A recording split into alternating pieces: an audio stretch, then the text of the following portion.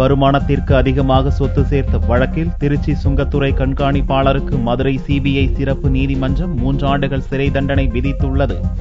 திருச்சி சுங்கத்துறை கண்காணிப்பாளராக பணியாற்றிய ஜெயராஜ் வருமானத்திற்கு அதிகமாக சொத்து சேர்த்ததாக சிபிஐ அதிகாரிகள் கடந்த 2006ஆம் ஆண்டு வழக்கு பதிவு செய்தனர். இவ்வழக்கு மதுரை சிபிஐ சிறப்பு நீதிமன்றத்தில் நடந்து வந்த நிலையில் இந்த ஆண்டு சாட்சியங்களின் விசாரணை முடிந்தது.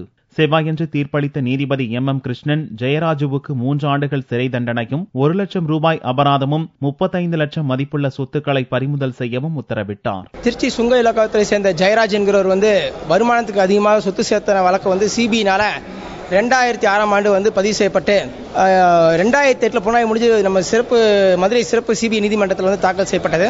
அது இறுதி வாதம் 16/4/2005 இறுதி வாதம் வந்தது. இன்னைக்கு அந்த தீர்ப்பு பகரப்பட்டது. நீதிமன்ற உத்தரவை தொடர்ந்து ஜெயராஜை போலீசார் சிறையில் அடைத்தனர்.